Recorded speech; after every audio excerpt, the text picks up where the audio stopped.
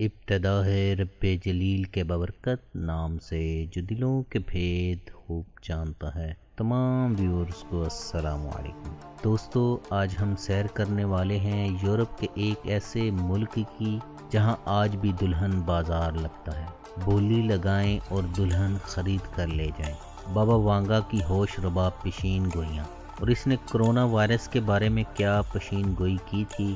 اس ملک کے لوگ آئی کیو سکور کے ساتھ ساتھ SAT سکور میں بھی دوسرے نمبر پر ہیں۔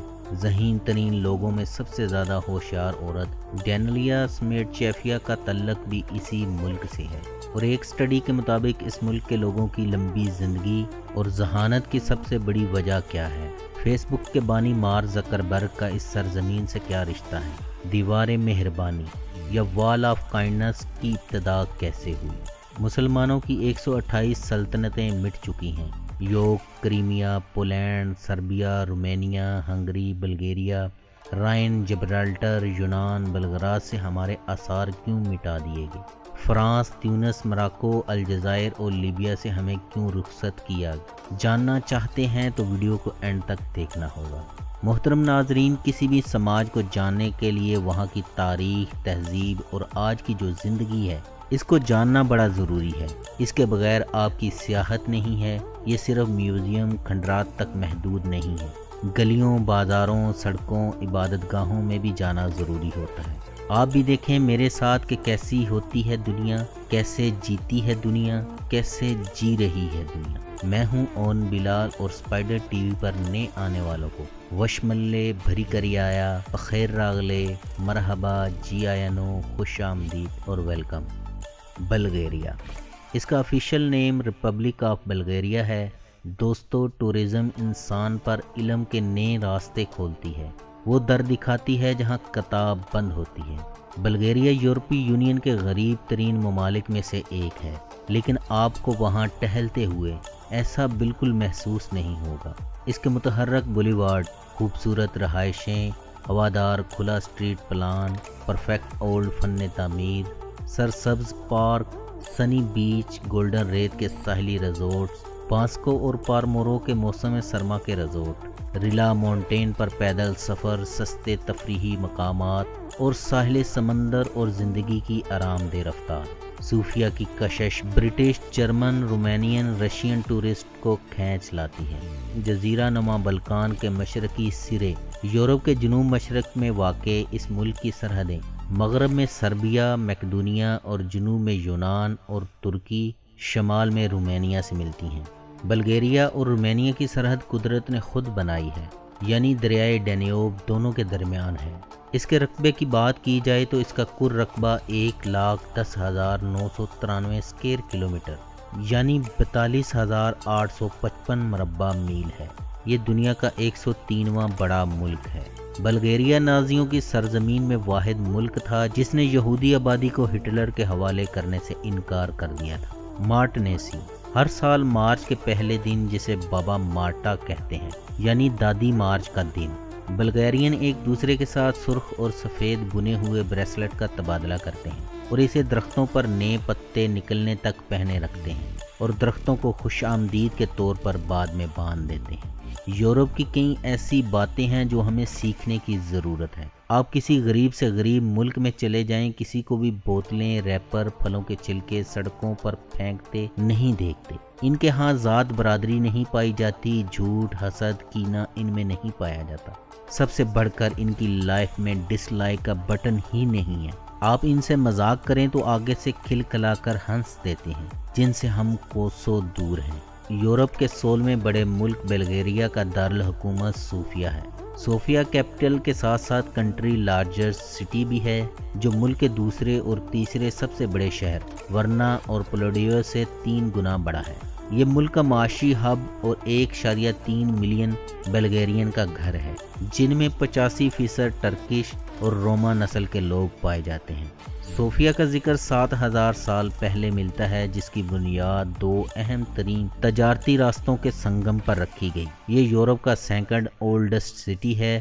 صوفیہ میں بے شمار اعلیٰ درجے کی جامعات، کالج، ثقافتی مرکز، کمرشل ادارے، دریا اور خوبصورت پہاڑ، خوبصورت پارکس، بہت سے ریسٹوران، نائٹ کلب اور بار، مادری اسپرنگ، تعمیراتی یادگاروں، 250 سے زیادہ تاریخی نشانات اور ثقافتی دلچسپی کے بہت سے مقامات پائے جاتے ہیں جو غیر ملکی سیاحوں کی توجہ کا مرکز ہیں۔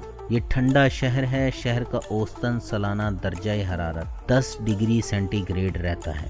اس کی عمارتوں میں آپ کو روسی جھلک نظر آتی ہے۔ صوفیہ کی سب سے خوبصورت سٹریٹ وٹوشا بولیوارڈ ہے۔ اس کے ارد گرد وٹوشا ماؤنٹین ہے، جس کی وجہ سے اس کا یہ نام پڑا، جہاں شام کو محفلوں کے رنگ جمتے ہیں۔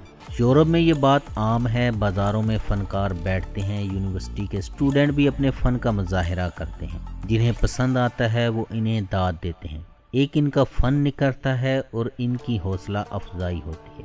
اپنی اسٹریٹجک پوزیشن کی وجہ سے قدیم یونانیوں اور رومیوں سے لے کر خوفناک سلاوی یودکاؤں تک، عثمانی پاشا سے لے کر سرد جنگ کے کمیونسٹ، ہر ایک نے اپنے نشان چھوڑے ہیں۔ پورے ملک میں جا بجا قدیم کھنڈرات ملتے ہیں۔ اس کی پیچیدہ تاریخ نے اسے پگھلنے کا برتن بنا دیا ہے۔ اس کے نسلی تنوع کے ساتھ مختلف مذاہب آئے۔ صوفیہ میں چند قدموں کے فاصلے پر آپ کو مساجد اور گرجا گھر ملیں گے۔ زیادہ تر بلغارین، روسی اور یونانی آرتھوڈکس مسیحی ہیں۔ الیگزینڈر نیوسکی سب سے بڑا آرتھوڈکس چرچ ہے۔ یہ 20ویں صدی کے اوائل میں بنایا گیا تھا۔ یہ واحد قومی گرجا گھر ہے، یورپ کے سب سے بڑے عبادت خانوں میں سے ایک ہے۔ روسی معماروں نے چرچ کو ڈیزائن کیا۔ اس کے سونے اور تانبے کے گنبد ہر زاویے سے نظر آتے ہیں۔ 5 صدیوں تک خلافت عثمانیہ کا حصہ رہنے کی وجہ سے بلغیریا میں مسلمان ملک کی دوسری بڑی آبادی ہیں، جو مجموعی آبادی کا 10% ہے۔ ملک میں بہت ساری قسموں کے گلاب اگتے ہیں۔ اس کی روز ویلی سے دنیا کا 80% روز آئل نکالا جاتا ہے۔ کازان لک قصبے میں ہر سال روز میلہ ہوتا ہے، جس میں ایک لڑکی کو روز کوئن منتخب کیا جاتا ہے۔ تقریبات میں سڑک کے جلوس، لوک داستان، محفل موسیقی، آرٹ شوز اور نمائش شامل ہے۔ ملک میں 2 اہم پہاڑی سلسلے ہیں، بلکان ماؤنٹینز اور روڈوپی ماؤنٹینز۔ قرون وسطیٰ کا شہر بانسکو اسکینگ کا ایک مشہور مقام ہے۔ یہ یورپ کا تیسرا ملک ہے جہاں 3500 سے زائد پودوں اور 415 سے زائد پرندوں کی نسلیں پائی جاتی ہیں۔ دوستو، آپ کو بتاتا چلوں، یہاں سالگرہ کے علاوہ نیم ڈے بھی منایا جاتا ہے، یعنی ان کا نیم جس مشہور شخصیت کے نام پر رکھا جاتا ہے، اس کی برتھ ڈے کو بھی سینٹس ڈے کے نام سے منایا جاتا ہے۔ چند دن پہلے برطانیہ میں ایک کنٹینر سے 39 افراد کی لاشیں ملی تھیں۔ وہ افراد بلغیریا سے ہی ڈنکی لگا کر برطانیہ پہنچنا چاہتے تھے۔ انسانی اسمگلنگ ایک خطرناک کاروبار ہے۔ جو اس میں ملوث ہوتا ہے اس کے سینے میں دل نہیں ہوتا، اس لیے یورپ میں داخل ہونے کے خواب لے کر موت کے منہ میں جانے سے بہتر ہے اپنے گھر کی روکھی سوکھی کھا کر شکر الحمدللہ کہا جائے تو بہتر ہے۔ دوستو، دنیا کے کئی ممالک اپنا پاسپورٹ کیوں فروخت کر رہے ہیں؟ اب دنیا کے تقریباً نصف سے زیادہ ممالک میں شہریت بذریعہ سرمایہ کاری کے پروگرام رائج ہیں۔ زیادہ تر غیر ملکی افراد اس ملک کا پاسپورٹ حاصل کرنے کے خواہش مند کبھی بھی یہاں قدم نہیں رکھتے۔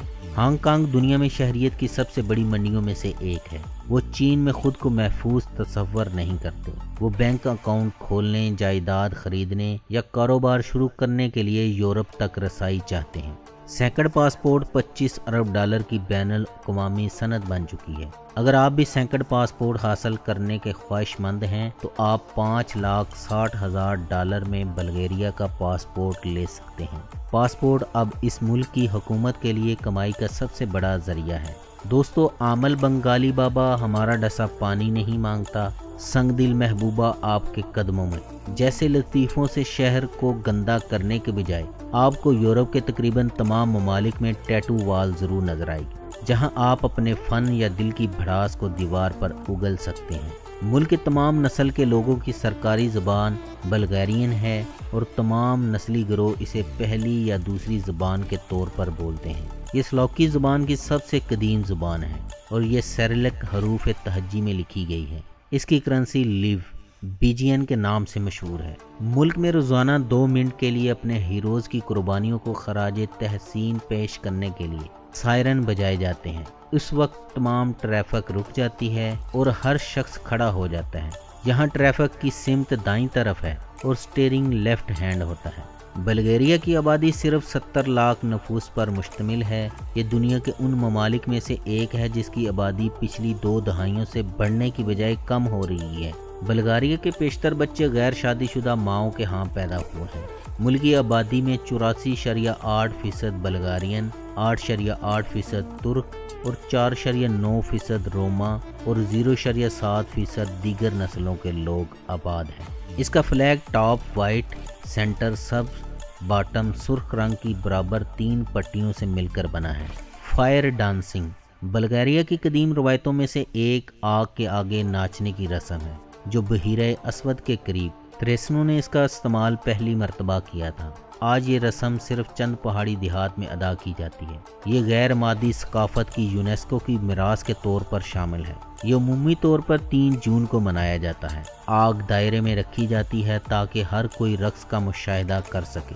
मूसीकार 3 खुसूसी धुनें बजाते हैं और रक्कास इसके गिर्द डांस करते हैं और डांसर नंगे पांव अंगारों पर चलते हैं और इनके पांव भी नहीं जलते। बल्गारिया का पसंदीदा तरीन खेल फुटबॉल है। मुल्क का निज़ाम हुकूमत मुत्तहिदा पार्लिमानी जमहूरियत है। दूसरी जंग अजीम के बाद बल्गारिया का इख्तिताम सुवेत बलाक में हुआ। यहाँ कम्युनिज़्म राइज की गई। इसके तहत ज़िंदगी आसान नहीं थी। याद रहे, यूरोप के जो भी ममालिक सुर्ख इनकलाब की दलदल में गिरे वो आज भी सबसे गरीब ममालिक में शुमार होते हैं।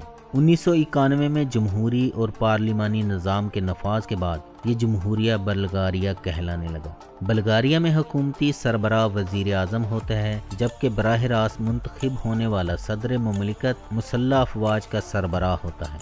मुल्क के मौजूदा सदर रोमन रदीफ हैं। बल्गारियन को मज़हब की आज़ादी है। सरकारी तौर पर कोई मज़हब नहीं है। रियासत प्राइमरी और सानवी सरकारी स्कूलों में तमाम बच्चों के लिए तालीम फराहम करती है। हाई स्कूलों के लिए तलबा आला तालीम से पहले तकनीकी, अमूमी, पेशा वराना या खुसूसी नज़्म ज़ब्त की तालीम हासिल करते हैं। कौमी ख्वानदगी की शरह का तखमीना 98% से ज़्यादा है। बल्गारिया की मार्केट में नई नवीली दुल्हनें चंद $100 में फ़रोख्त के लिए पेश की जाती हैं। रोमा कम्युनिटी के अफराद बल्गारिया की सबसे बड़ी अक़लियत में शुमार किए जाते हैं, लेकिन इस कम्युनिटी की ख़ास बात वो अनोखी रस्म है। इस रस्म के तहत फेस्टिवल में दुल्हन फ़रोख्त की जाती है। ये फेस्टिवल 17 ज़ागोरा नाम के शहर में मुंतखब किया जाता है और इसमें 18,000 के करीब अफराद इकट्ठे होते हैं। दुल्हनों का ये बाज़ार अहले खाना को मौक़े मुहैया करता है कि वो अपने बच्चों के लिए मुवाफिक रिश्ते पक्के करें।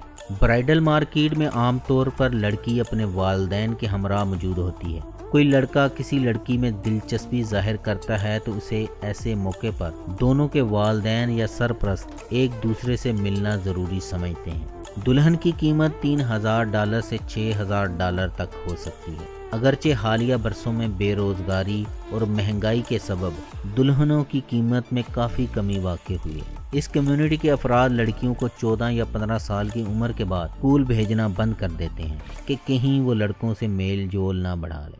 दोस्तों, बाबा वांगा की पेश गोइयाँ। बाबा वांगा नामी खातून 31 जनवरी 1911 को बल्गारिया के शहर वेनजिला में पैदा हुई। वांगा बचपन से ही इंतहाई ज़हीन थी, जिन्हें बचपन से ही रूहानी इलाज से दिलचस्पी थी।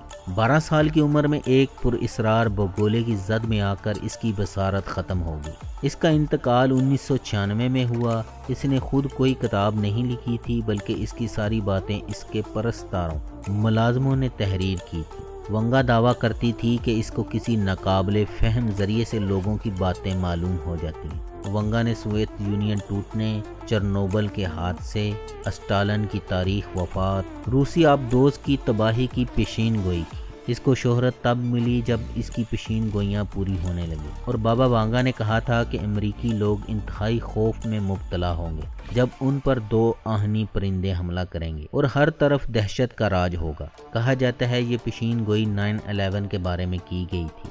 2004 का सुनामी, सियाह फाम अमरीकी सदर और अरब बहार पूरी हो चुकी हैं। इसके मुताबिक 2018 में चीन दुनिया की सुपर पावर बन जाएगा। چین کے لوگ جلد کی متعدد بیماریوں میں مبتلا ہوں گے، اور کہا جا رہا ہے یہ کرونا وائرس کے بارے میں بتایا گیا۔ یاد رہے ہم چین میں کھائے جانے والے غلیظ ترین کھانوں کے بارے میں ویڈیو بنا چکے ہیں، جس کی وجہ سے ہمیں بہت زیادہ گالیاں بھی سننے کو ملی تھی۔ بابا وانگا کے مطابق جلد کا سرطان تیزی سے بڑھے گا۔ 2023 میں زمین کے مدار میں ہلکی سی تبدیلی آئے گی۔ اس کے مطابق 2043 میں اسلام یورپ کا سب سے بڑا مذہب بن جائے گا۔ یورپ کے زیادہ تر حصے خلافت کے تحت آ جائیں گے، اس کا مرکز روم ہوگا۔ 2066 میں ایک مسجد پر حملہ ہونے کے بعد امریکہ غیر معمولی ہتھیار استعمال کرے گا، اور اس کے مطابق 5089 اس دنیا کا خاتمہ ہو جائے گا۔ بلغیریا کا ہائیسٹ پوائنٹ مسالہ ہے جو سطح سمندر سے 2925 میٹر بلند ہے۔ اس کی ایکسپورٹ $30 ارب اور امپورٹ $31.43 ارب ہے، اور یہاں فی کس آمدنی $21,800 سالانہ ہے۔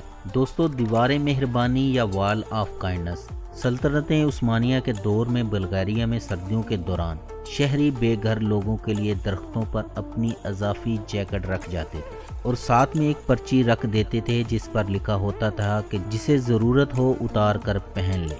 آج بھی یہ روایت کئی ممالک میں جاری ہے۔ ابھی فرق یہ ہے لوگ اسے اکٹھا کرتے ہیں، اس کی بولی لگاتے ہیں، اسے غریب ممالک کو بیچ دیا جاتا ہے، جسے ہمارے ہاں لنڈے کا مال کہتے ہیں۔ بلغیریا میں لوگوں سے گفتگو کر کے معلوم ہوا یہاں کی مزدور کی اوسطن تنخواہ $600 ماہانہ ہے، جو یورپی یونین میں سب سے کم ہے۔ بلغیریا نے 2007 میں یورپی یونین میں شمولیت اختیار کی تھی۔